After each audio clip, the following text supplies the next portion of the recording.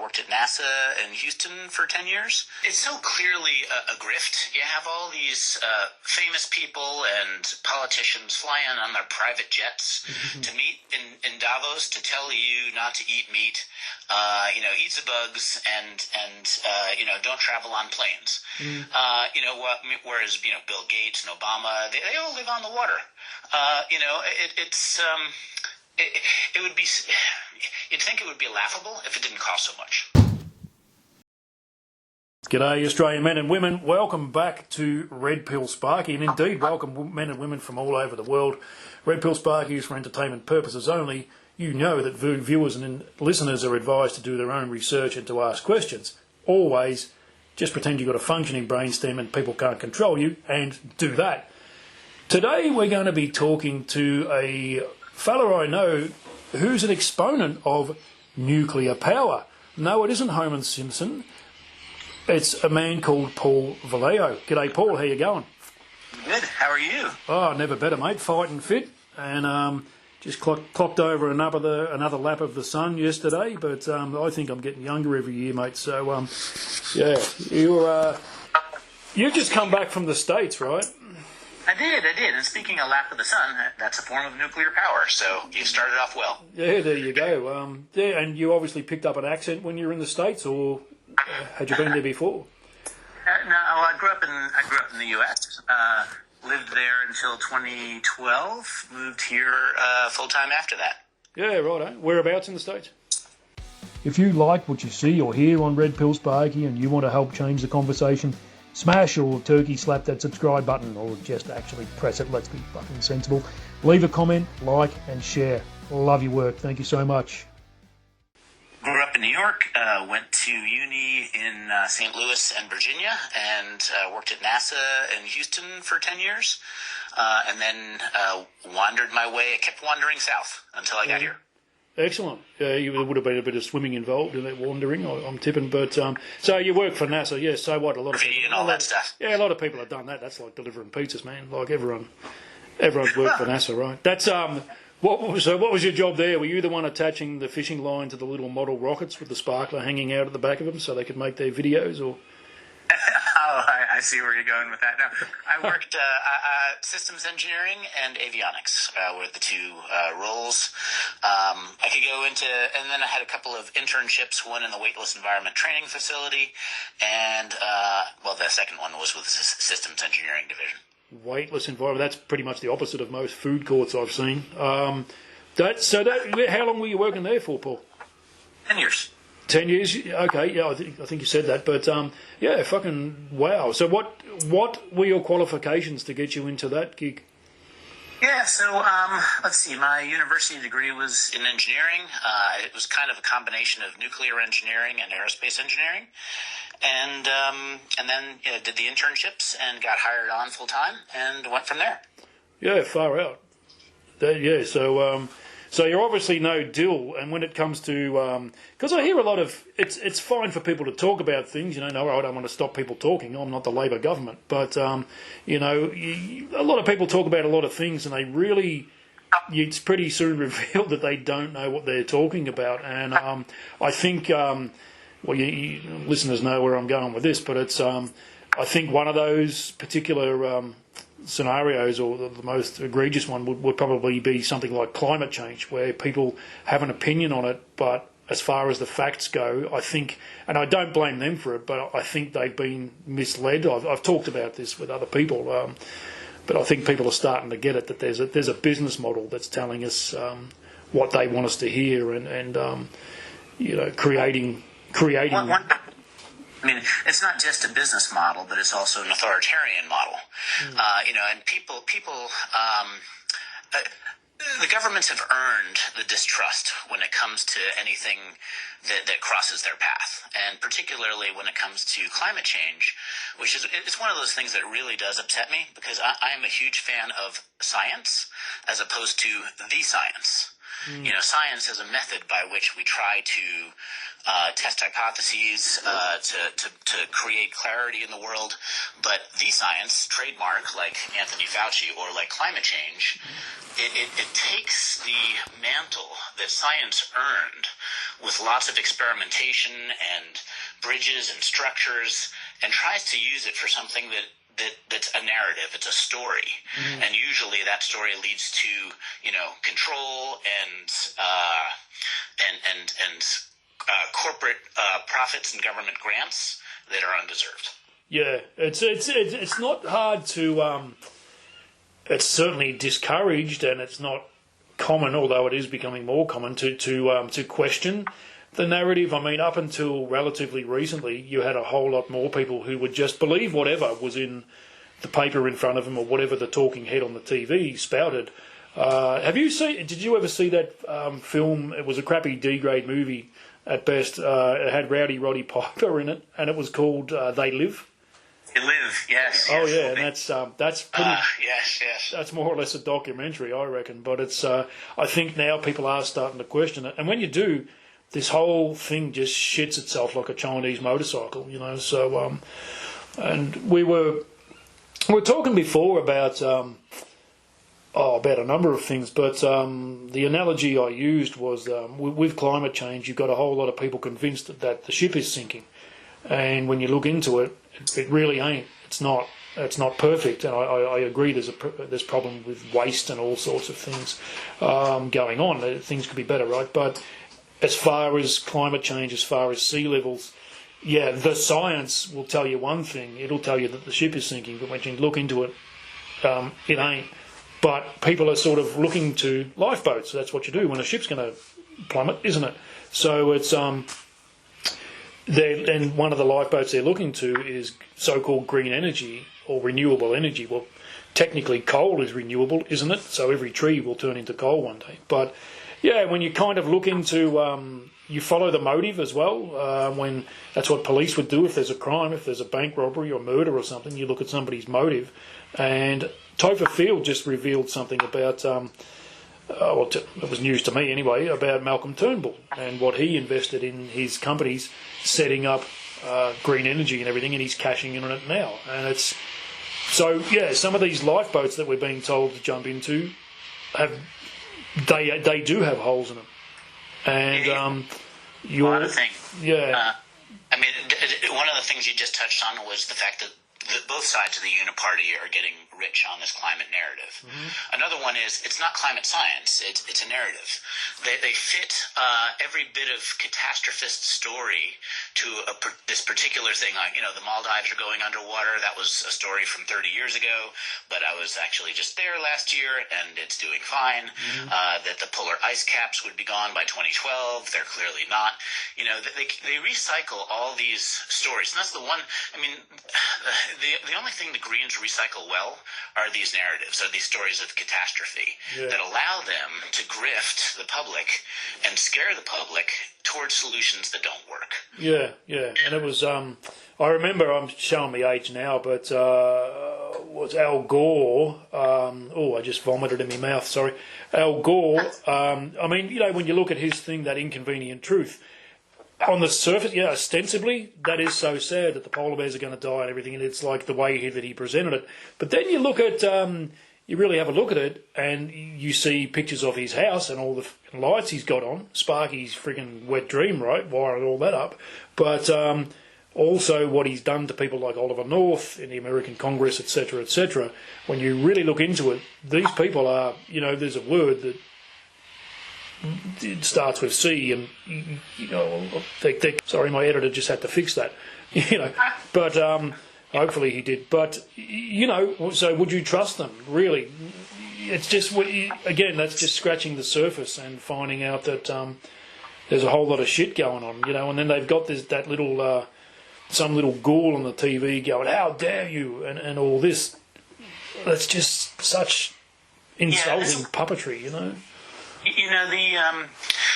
It's so clearly a grift. You have all these famous people and politicians fly in on their private jets to meet in Davos to tell you not to eat meat, eat the bugs, and don't travel on planes. Whereas Bill Gates and Obama, they all live on the water. It would be. You'd think it would be laughable if it didn't cost so much. Yeah, well, I know there's one particular island they don't want to go underwater, but we won't mention that. That island with the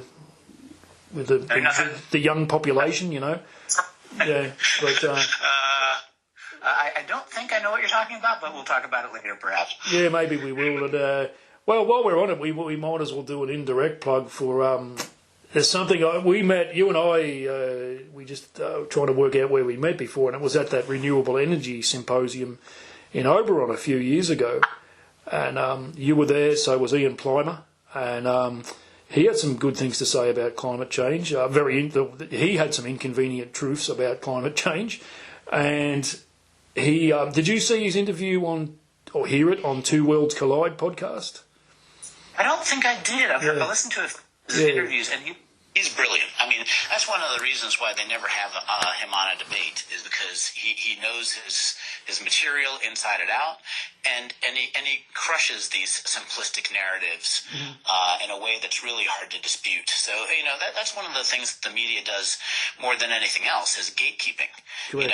They tell a subsection of the truth that fits their narrative, and make sure that especially their audience doesn't hear anything else, which is why we have this growth of the alternative media. Is because at some point some people realize, hey, I think I'm being lied to, or at least lied to by omission, and that's where this becomes so important, is because the narrative can only survive if it's unchallenged. Yeah, it's just sometimes so damn dumb.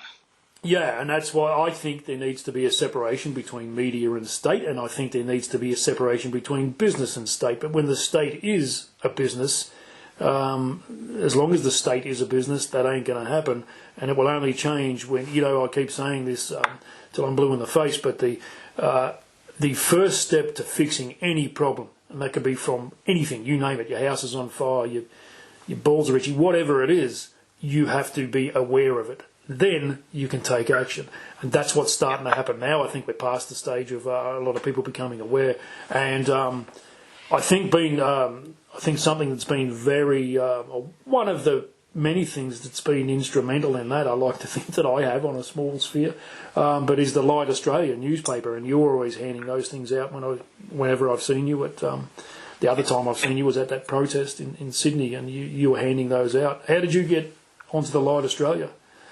Well, I guess that's, I think a lot of times when you get to a point of cynicism might be one word, we all realize at some point we're being lied to about some things, and for me, the climate lie was, the Al Gore's inconvenient truth. It's just, there were so many things in there that just didn't make any sense. And then when his predictions failed to come true, even though they kept on being repeated, that's one bit of cynicism. Mm-hmm. And then the global financial crisis happened in 2009 to 12, 2009 to 2012, and they bailed out all the banks that actually created the crisis, but Main Street got foreclosed on. So now I'm angry at the global financial system as well as the climate industrial complex. And then you get to COVID, and so I'm following this closely. My partner's brother gets myocarditis from a mandated jab. I looked at how they tested hydroxychloroquine at the wrong time and the wrong dose, and they said it didn't work and it was ineffective, by vastly overdosing people at the wrong time. So, clearly I'm like, oh my God, so the medical industry is corrupt as well. And some people might say, oh, it took you that long? Well, yeah, unfortunately it did.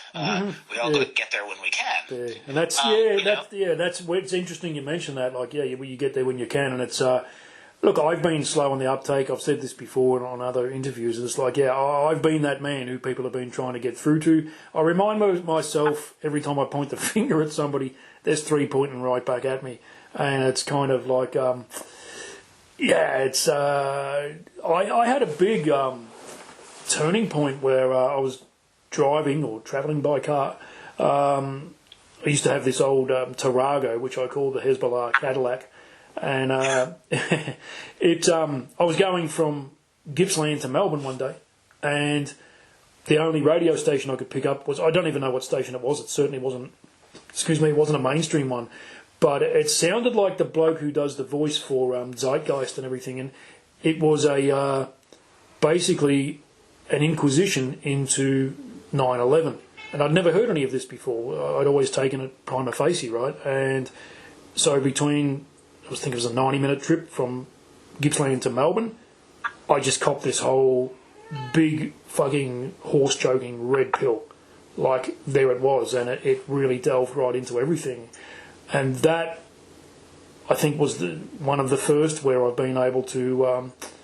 actually, probably one of the first was one that I mentioned on another podcast, and that was about Port Arthur, and I did an interview with a fellow, Paul, who runs the WASP files about that.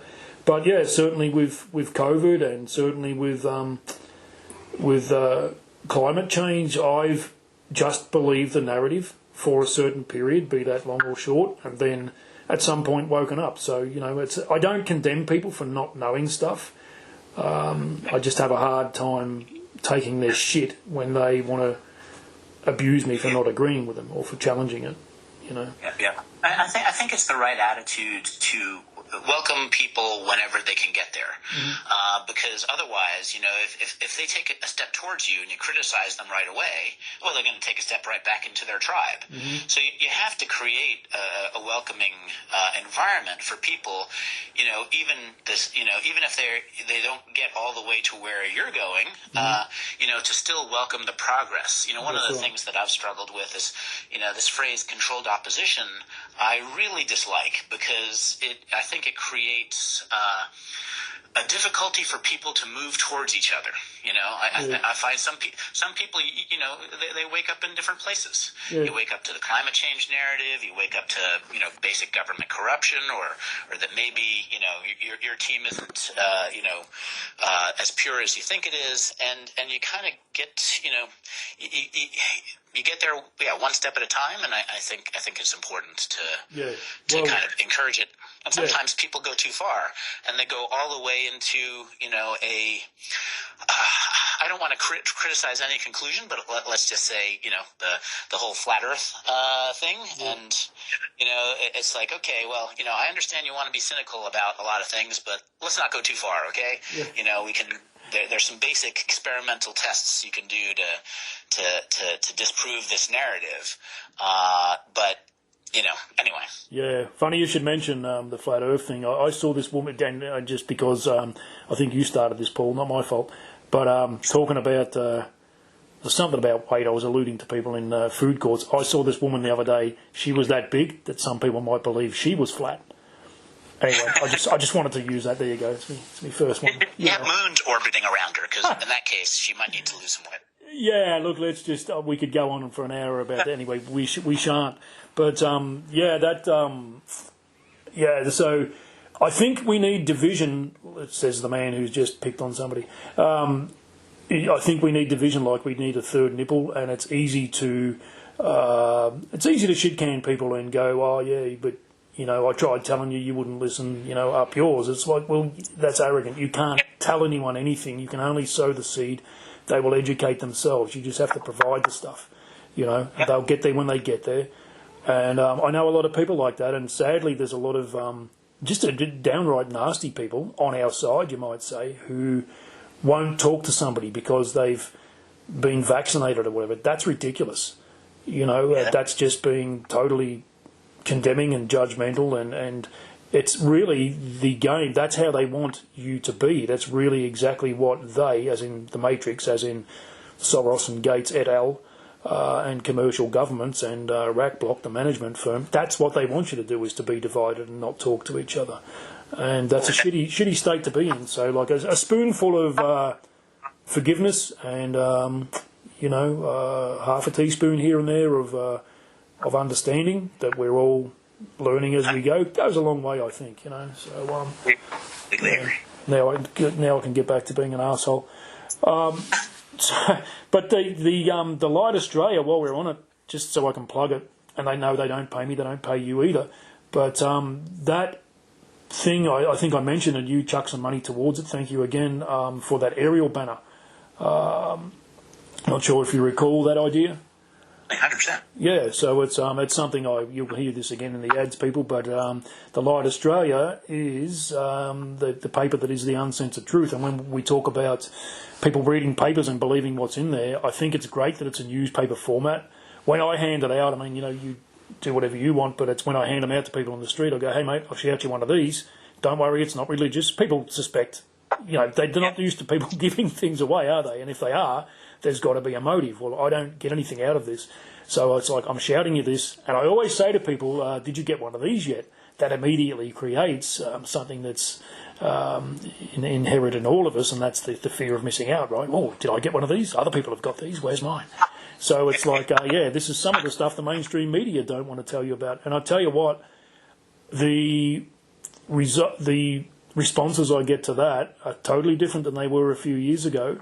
And that's great. Yeah, they're becoming more positive. I did get one lady chuck a tanty and shove it back at me. And she goes, well, I like it that way. And I said, you sound vaccinated. And that got a giggle out of my kid. It didn't from her. So, yeah, anyway, that's a good thing. And I think if we can get more people to chuck into that aerial banner thing, that'd be really good for the Light Australia. So let me take this moment to say thank you. One, I think that it's important, not just for ourselves, but in general, is gratitude. And you doing what you do, it's one of those things when you realize how behind the eight ball we are. I think it's important to embrace gratitude for people who are kind of putting their best foot forward. So I want to say thank you. And the Light Australia is really important because the gatekeeping is the way this bullcrap survives. Is that so many of the stories told by the mainstream media only passes people's filters because that's the only thing they hear. Mm-hmm. And that's why the Light, I think, is so important, is because you have to have a counter-narrative, and you have to get it into people's hands who typically only watch the ABC and read the rags of the corporate legacy media. So that's why I think it's important. Well, thanks very much for saying that, man. And you too. Like, there's a lot of people behind the Light Australia who do a hell of a lot of stuff, and it's a people-funded newspaper. This isn't a business, and they unlike the other stinking fucking fish wrappers you see, which are only good for lining the bottom of a budgie cage. I've been using mainstream media newspapers to knock off the kikuyu grass in my property and plant flowers and other things.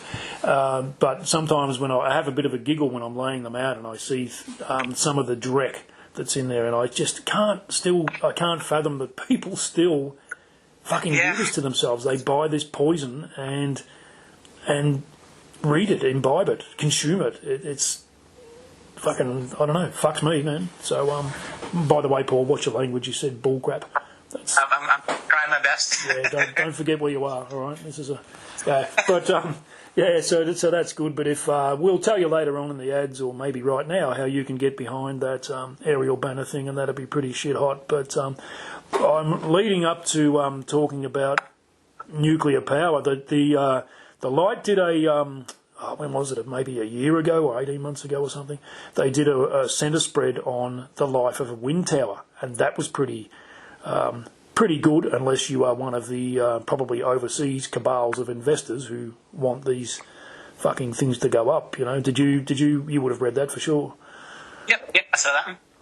Yeah, and so one of the lifeboats we're talking about, we know if we reckon this ship is sinking and we've got to jump in a lifeboat, well, one of the ones that doesn't have a hole in it, according to some people, some heretics, is nuclear power. What do you know about that, and why should we listen to you? Let's see. Where should we start? I think one of the things that we can all agree on is energy runs our civilization. 200 years ago, electrical power, when we were operating off of, whale oil and horses, not so important. These days, everything stops without reliable power. And, of course, you want these things reliable, cheap, with, the least amount of environmental damage you can have. I'm a conservationist, but I'm not a crazy green. So one of the strange things is that the Greens seem to be embracing some of the most damaging forms of power that, for the environment that you can find. But anyway, we can break up power into, we could talk about safety, we could talk about efficiency, we could talk about reliability. Where do you want to start? Okay, let's start with, I think when a lot of people hear nuclear power, I think their main concern is, and again, I think it's good that people are concerned about climate change, or if it doesn't exist, because it means you care about the world. Like, good on you. That's means you're decent. And with nuclear, it's when they hear the word, they immediately probably think of other examples where it has gone very wrong indeed, and you're right to be concerned about that. But let's just have a look into the realities of those concerns. So let's talk about safety, yeah? Yeah, absolutely. And one of the points you made is that, the people who do care about this whole green energy thing, a lot of times it's misguided compassion. Mm-hmm. And that's a huge problem on the political left. Suicidal compassion, misguided compassion. They're right to care about the environment, but their sense-making apparatus is being hijacked by a grifting government and media. So to get into safety, one of the great parts about nuclear energy is what you call its energy density. If you burn a log of wood, you get a certain amount of kilojoules. Gasoline, far higher energy density, and then nuclear has energy density of millions of times more than hydrocarbons.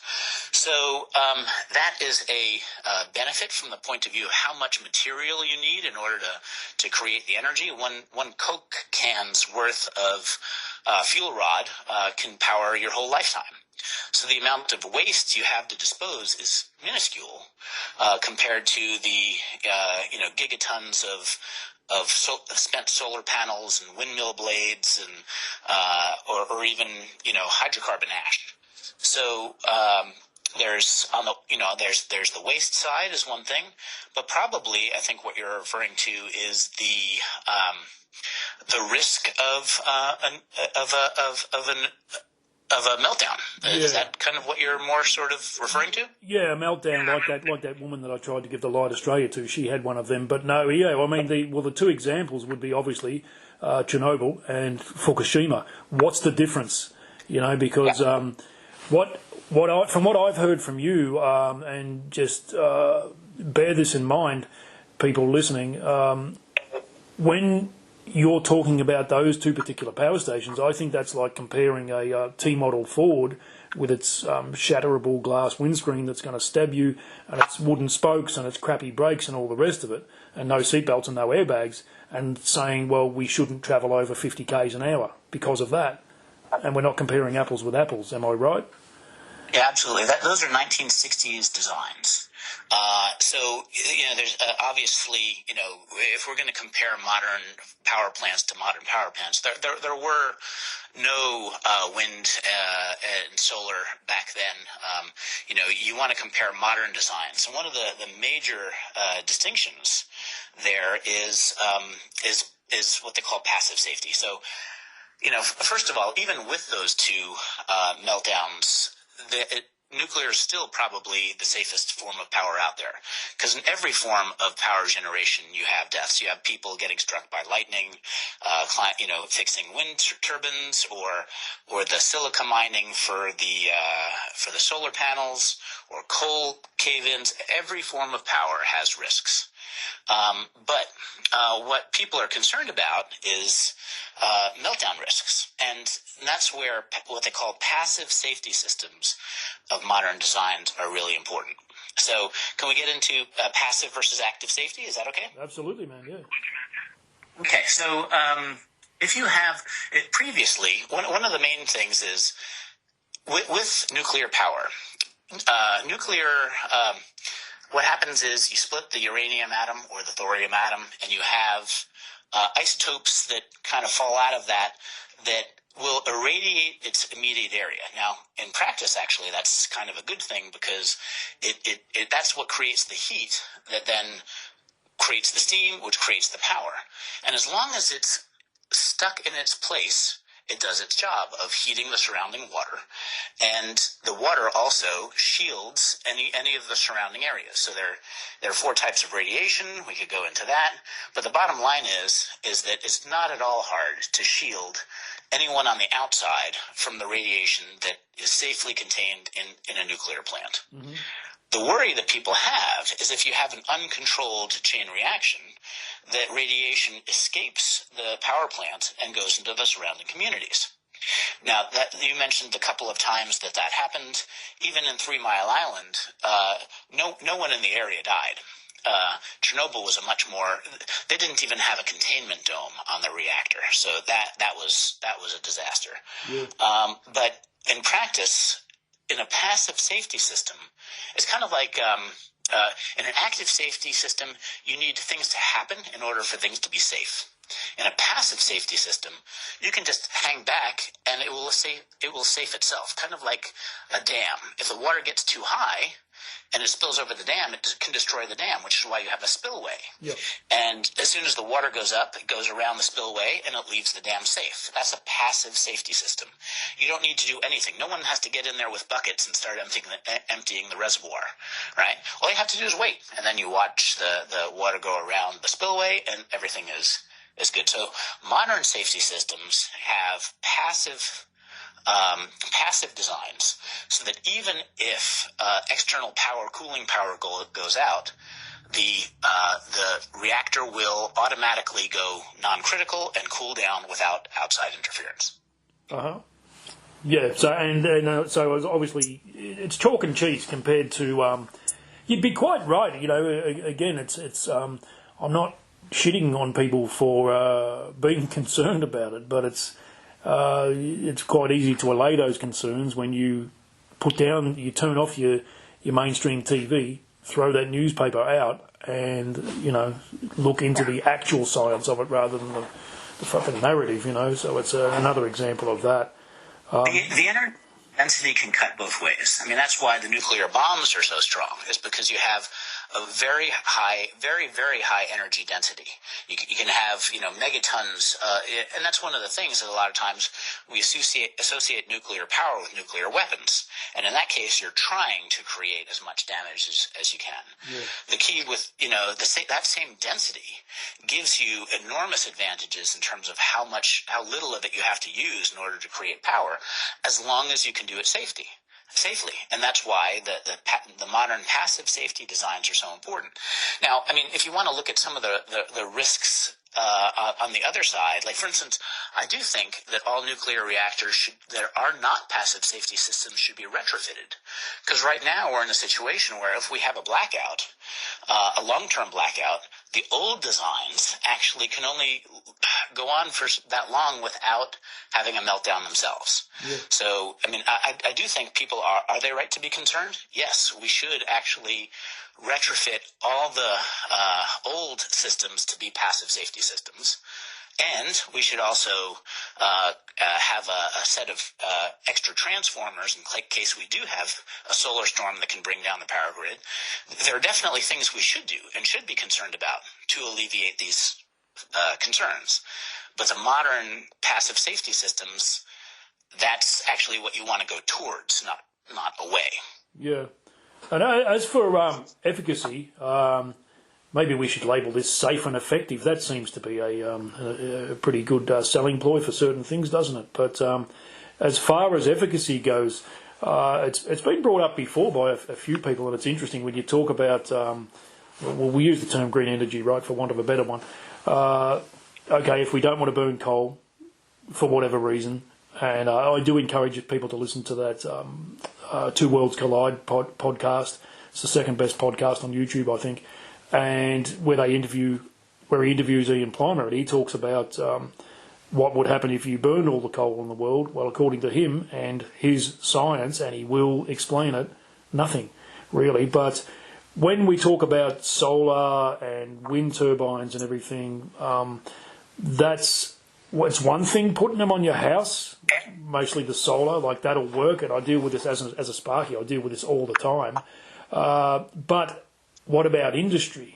For a house is one thing, but how much power do you need for industry? It's a whole different kettle of fish. So we've got to look at something which, and the amount of, you already know this, I'm sure, but the amount of native forest that is fucking clear felled wholesale, you will never see this on the mainstream media, just to put up your precious wind towers and pour in all that concrete, not to mention the steel for the reinforcement and the plastic, and on it goes. You would need to clear that much just to run. Hey, you. The Light Australia is the uncensored truth. They don't pay me to advertise them. I buy their papers and hand them out because we change the world conversation by conversation. And if you buy me a coffee between now and August 2027, every cent will go to an aerial banner that'll fly over the Gold Coast, Brisbane, the Sunshine Coast and back again and get the lightaustralia.com a whole bunch of attention that they deserve. Details are in the description. We need your help with this. Thanks. Let's get back to the content. If you looked into how much you'd need to clear just to run a small factory that produces, so many widgets per year, as opposed to coal or whatever, how does nuclear stack up with those two things, wind and solar? Like, how big a nuclear facility would you need to run, say, a city like Melbourne or Sydney or whatever? That's one of the things that gets back to the major benefit of nuclear is its density. So, the number of hectares you have to clear to put up wind and solar, it's enormous. And this is one of those things where if it was done for any other industry, the Greens would be up in arms in order to try to do something about that damage. But for some reason, it gets this magical pass, despite the fact that it's one of the most destructive to our natural environment. The other thing that you'd mentioned is, in terms of the risks that you end up running, I think one thing that's important to talk about is what kind of risk we run as a country where we choose energy sources that we rely on overseas production. We have this, we're creating dependence that we don't have to. Australia has some of the largest uranium reserves, the thorium reserves, its coal reserves, but we are moving towards a type of energy that relies on overseas choke points. I mean, if we're learning anything right now with the Gulf of Hormuz and other places, the countries that are going to get screwed are the ones that rely on other institutions and countries and open waterways for their power. And Australia doesn't have to do that. But that's precisely the kind of power that we're choosing to be dependent on. So in terms of the different kind of risks, there's the risk of the meltdowns, which we've talked about, other forms of risks, our cost of living risks. But, geopolitically, that's actually, I think, one of the things that hopefully people should wake up and say, you know what, we don't have to rely on China for toxic wind and solar. We have all the energy we need, but we're just not allowed to use it. Yeah, and that's just a probably not the thin end of the wedge, but it's an example of where Australia has been sold out. And I don't use the term we sold this. We did no. We didn't do anything. Some bastard in Canberra who purports, you talk about how dare you, he purports to represent me somehow. He has sold it out. And Tim Penhalyaric talks about this on his channel. He's got a very good channel. And he talks about the Lima Protocol, where Australian manufacturing of a whole lot of things, not let alone our coal and our steel and all the rest of it, has relatively overnight ceased, and now we just import everything. We've got to be the village idiot of the globe, right? And all we want to do is sell each other coffee, and we make fuck all here, and it's quite embarrassing, and it's also disconcerting.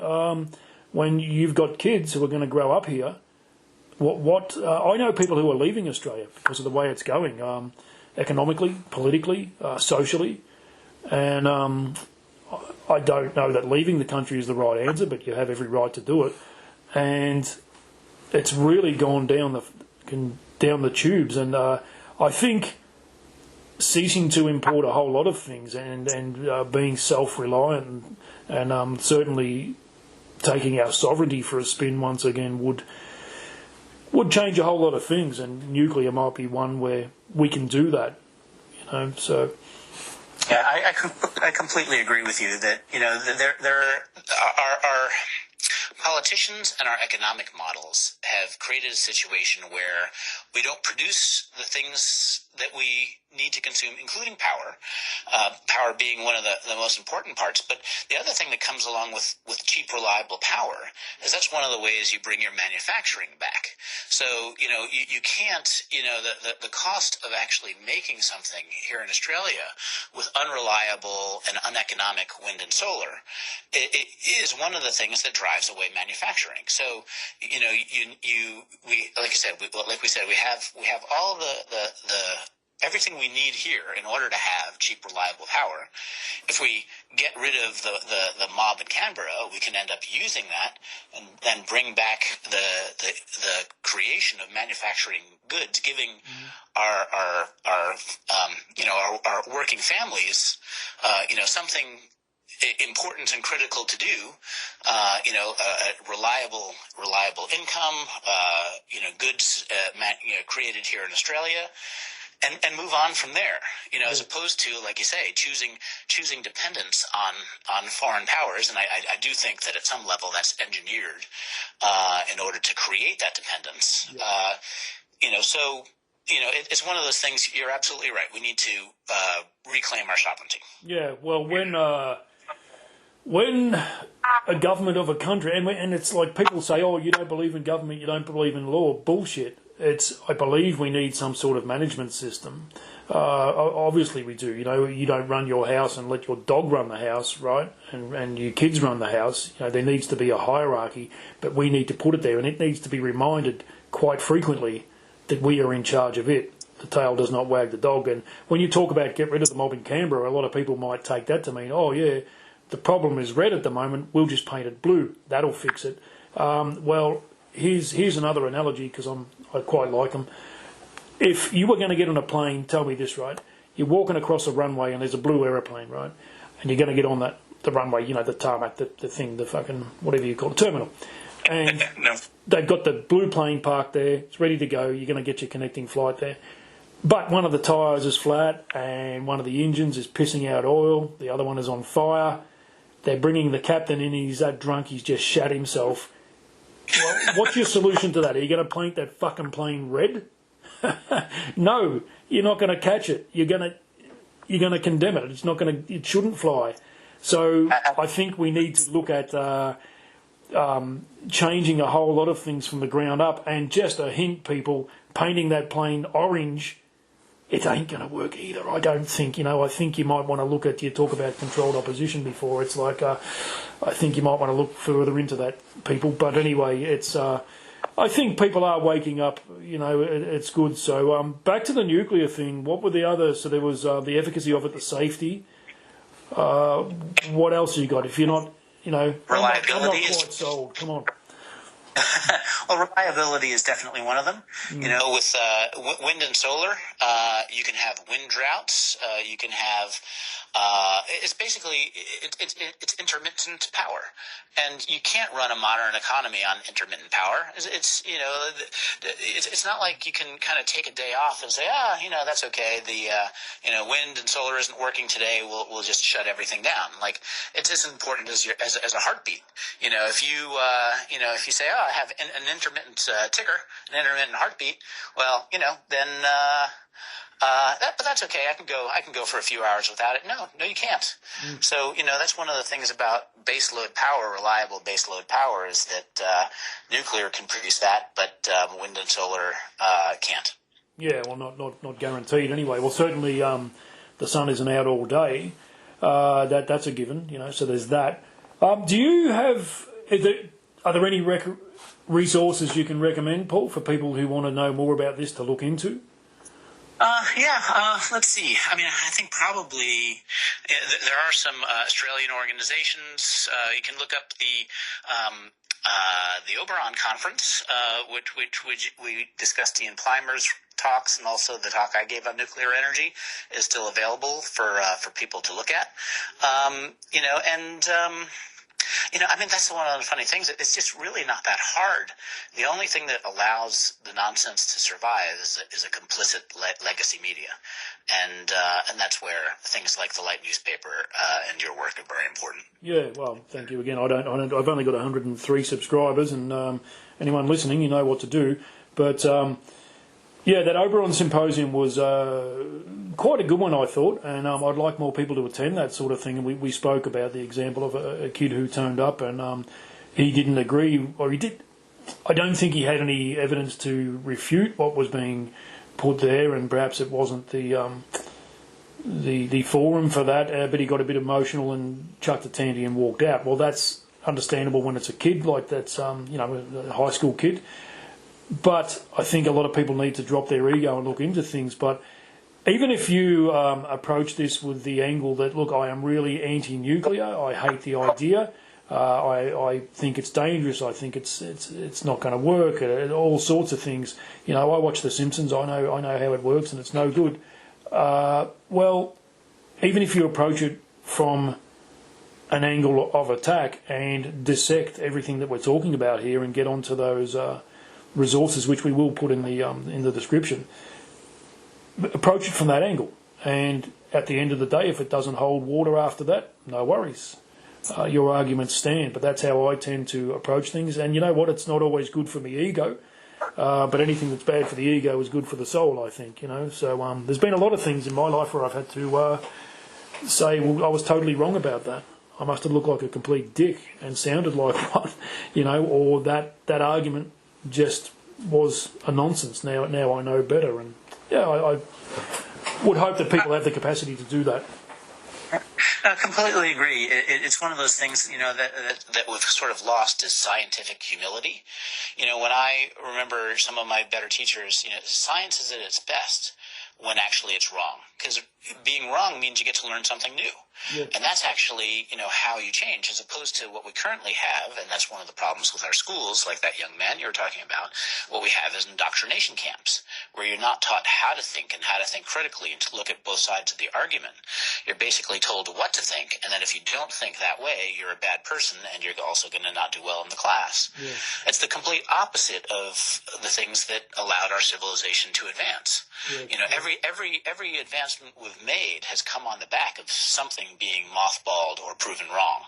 Yeah. And we need to embrace that in our Western civilization. That's really, the key to why Western civilization succeeded the way it did, was to embrace those enlightenment ethics of looking at all sides of the argument and not bow down to heresy and embrace blasphemous ideas. Yeah, and not garrot the people who were accused of being a heretic, But it's well, there's a lot of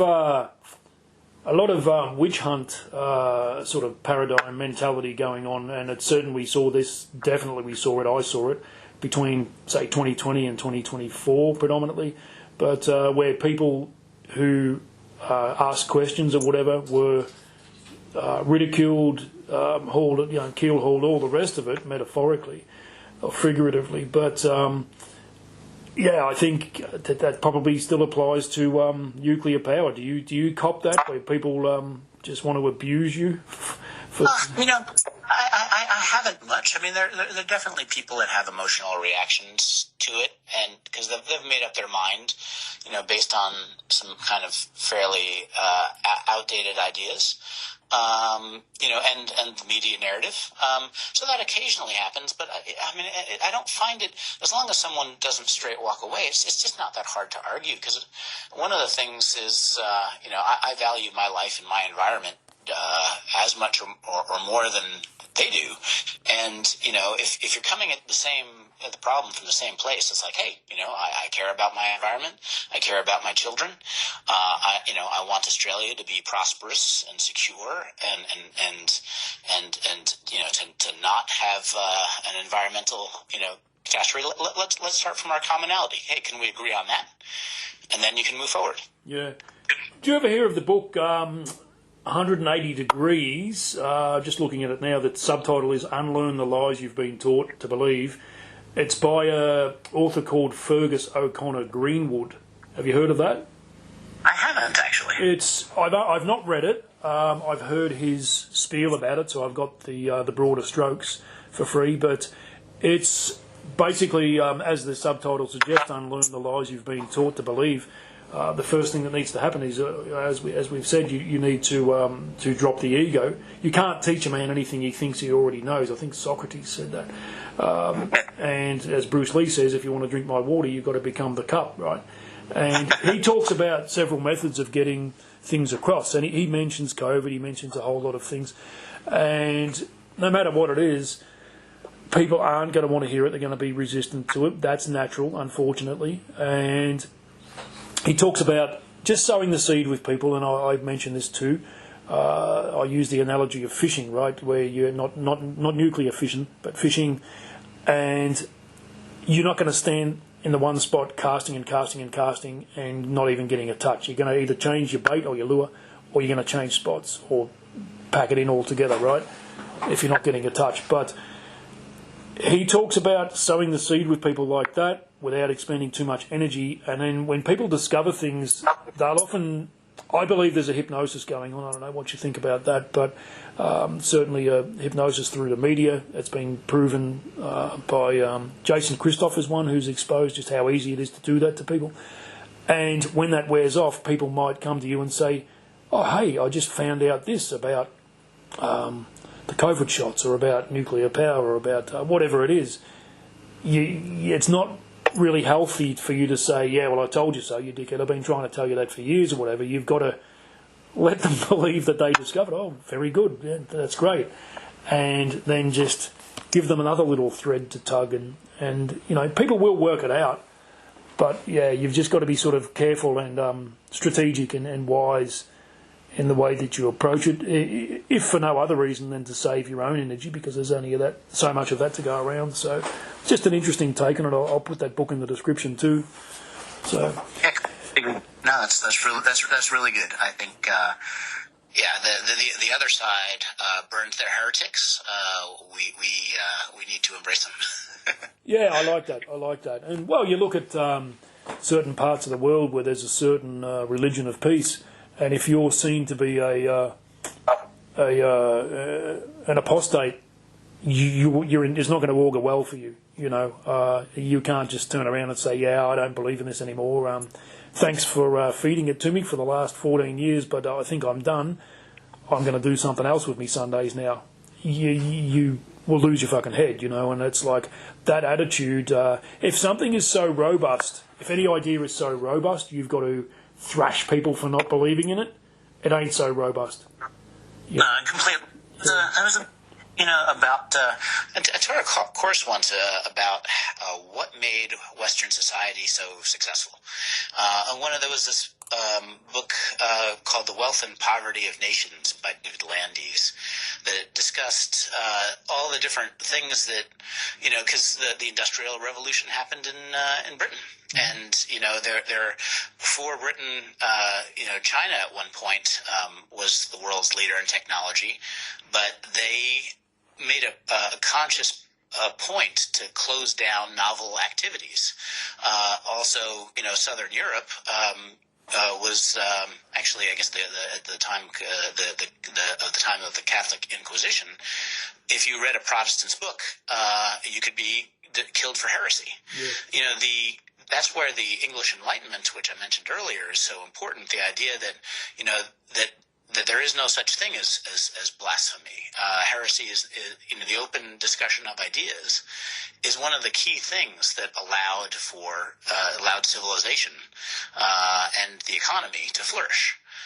You have to be able to embrace debate, and that's something that is less true in our universities and with our the science advisors from the government.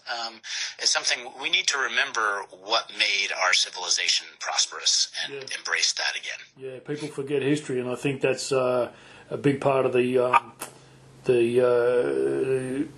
motive to rewrite it, and you talk about the Spanish Inquisition, and they didn't even fucking kill people in a very friendly way either. They were quite nasty about killing people. They'd garrote them, and I suppose it's better than making them listening to Nickelback, right? But they or Coldplay or whatever. But that reminds me of I suppose you could almost relabel that as a misinformation bill, couldn't you? And real quick, if you have an industry or managed super fund, chances are you're donating 12% of your wages to a multi-trillion-dollar investment firm who invested on stuff that would make you fucking sick. I talked to Chris from jarnsuper.com.au about all that in another video. Why don't you have a yarn with Jarn? Details are in the description. Your own self-managed super fund could buy you an investment home, a block of land, or gold or silver. And if you ask for the Red Pill Sparky discount, you'll get 10% off their already competitive setup fees. Is that not the same thing where you'll toe the line, you'll talk how we want you to talk, and memorise this and don't dare look at that, as the dead Kennedys say. And if you do, well, we'll fuck with you. Yeah, absolutely. It's, that kind of censorship, even in science, going on regarding climate change. I remember the idea was floated by some nasty sorts to say, if you disagree with the science on climate change, that's hate speech. That's the misinformation bill, same kind of thing. Authoritarians going to do their authoritarian thing, which has to be opposed at absolutely every turn. And like I said, it goes back to the fundamental reasons why our civilization has been successful, is to not give in to twats like that. Twats now. Yeah, now you're really starting with the language, man. Well, what is it? The truth sounds like hate to those who hate the truth. Basically, man. And it's, getting back to the whole nuclear thing, or whatever it is that you are opposed to believing in, that's fine. I don't tell people what to believe, and I can't tell you what to look at, but I implore you to approach it and put it to the test. Like, as an electrician, I put things to the test. A circuit's either going to work or it ain't. It's either going to be open or it's going to be a circuit, or it might be a short circuit, which is no good, or it might be an open circuit, which won't work. I've got to put things to the test. And as a martial artist, I can tell you I'd be better looking if I never took up the martial arts. But it's like there's been so many where I've learned and just wasted my time doing handsies until I've come across good instructors who go, well, if you reckon that's going to work, let's put it to the test. You soon end up with a thick ear and realise, and guess what, I don't like it. I'm funny like that, Paul. I don't like getting my fucking head punched, right? I'm really weird, aren't I? But, yeah, it's you sort of get used to it, but it doesn't mean I like it. And same can't be said about Nickelback.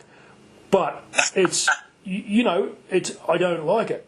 And I'm not going to continue doing something that doesn't work because I'm going to get my face punched or kicked or whatever it is, So to bring that back actually to science, that's the difference between science and the science. If you have the scientific method, what you do is you test your hypothesis, and if you're wrong, you test it in the most honest way, and there's a good chance that your treasured hypothesis will be proven wrong, and you have to move on. Yeah. That's the version of getting kicked in the head from a martial arts point of view. Yeah. But the thing is, you have to embrace that process of learning so that you don't stagnate or even go backwards in whether that's martial arts or your scientific progress. Yeah. So it's really the same thing. Your martial arts is the experimental, the experimental version of the scientific method. Yeah, and facts don't care about your feelings. There's something too, like it's so there's that. But we'll definitely put those resources in the description, man. So Anything else about nuclear power that you want to get across to people in a nutshell? I think that important concept. I think there's the passive safety versus active safety is very important. Energy density is very important. One thing is modern reactors can actually degrade the nuclear waste quite a bit, so that it doesn't last as long, or there's not as much volume of it. Even before the fast generation 4 reactors, one lifetime of power can be fit in a Coke can, and you can put that that small amount of radioactive waste in a geologically stable salt dome, and you'll never know it's there. Whereas the giant piles of solar panels and windmills have to be buried in a much, much wider area. Yeah. What else can we talk about nuclear power? New designs are coming out, small modular reactors and thorium power. I mean, there are basically there are two types of material you can use for nuclear power. There's the uranium fuel cycle and the thorium fuel cycle. Australia has a lot of both. We'll see what happens with either fusion or cold or cold fission. But those are all on the drawing board still. I don't know. I think the main thing is, the reliable power that's consistent and domestic, that we're not relying on foreign trade for our essential services. Yeah. So before we go, something I probably should have brought up at the start is people might accuse you of working for Monty Burns or something, but I'm not saying that you're like Smithers or whatever. We won't delve into that, but and I giggle at some of the memories of The Simpsons there. But what is your motivation for telling people about about nuclear power? Why are you telling people? Why are you telling us this? Yes, same thing as for the light. Basically, I appreciate the Western civilizations that I grew up in. I came to Australia for a reason. I had visited 50 countries, and honestly, even though I grew up in New York, it never felt like home. I do have a great appreciation for the United States, but this is the first place I ever came to that felt like home. There's a beautiful natural environment. I love the people and the culture. But the thing is that what we're embracing doesn't value the people or the culture. The politicians, both in the United States and Australia, aren't actually representing the people who elected them. They're representing global institutions or their corporate donors, or perhaps even foreign influence. Whatever it is, there's certainly something rotten in Denmark or Australia or the U.S. I want my kids to grow up in a prosperous, free country, and I think Australians deserve that. And that certainly won't happen without more people kind of waking up to the grift that is our media and our public uniparty, public officials. And that's I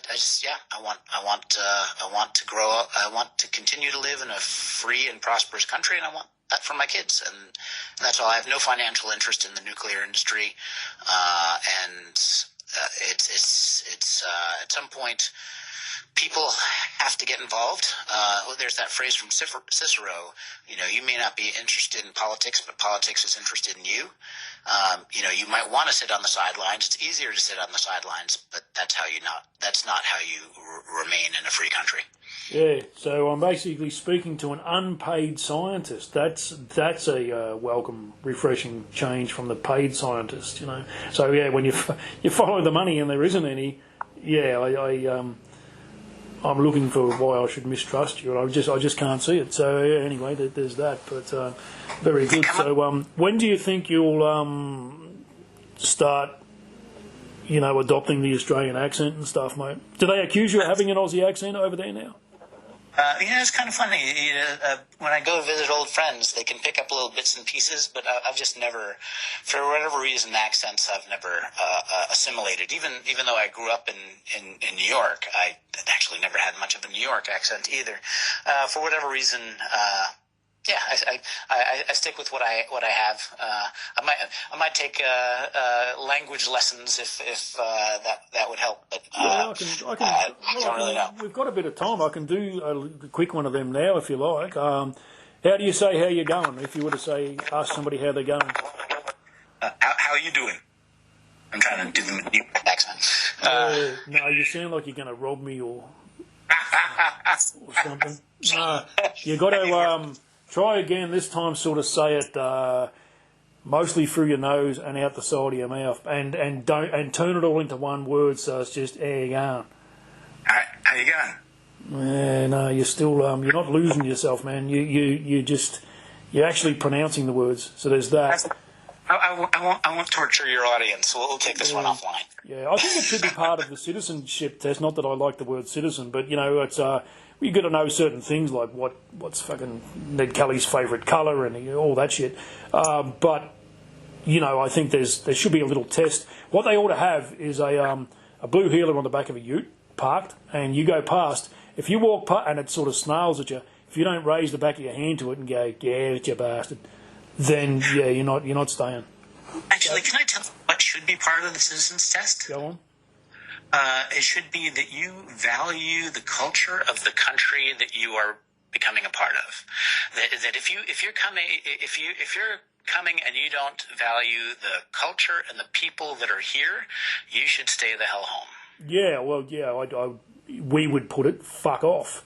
Correct, yeah, 100%. And I'm all for people, because I don't want to remain stagnant in the 50s when it was just, Laminex tables and I used to have this shirt when I was a little kid and it said, had an Aussie, a map of Aussie on it, and it said footballs, meat pies, kangaroos and Holden cars. And being a stupid little 7-year-old or 6-year-old or whatever, I didn't know any better. But it's like, I think we need to move on for that. So if you want to come here and enhance the culture, I certainly love all these foods from around the world. I love speaking to people from wherever. It's just amazing, you're from that country. Wow, I'm interested in what sort of martial arts they do, what sort of food they have, stuff like that. That's cool, But when you're seeing what's happening wholesale in the United Kingdom now and other places, and it's starting to happen here. You've got people who come here, have absolutely zero respect for the inhabitants or the culture, and are just nasty pieces of work who just want to shit on the whole place. You end up with beaches full of rubbish. You end up, women can't.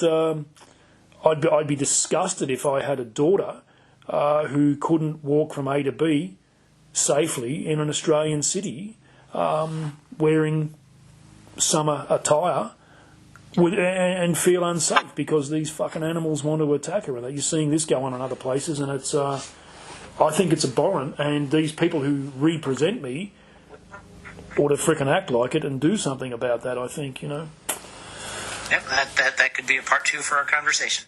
It could do, man. Yeah, I'd love to have you back, so that'd be good, man. And mate, Paul Vallejo, thank you so much, and thank you for your work with the Light Australia, and I will talk to you again soon.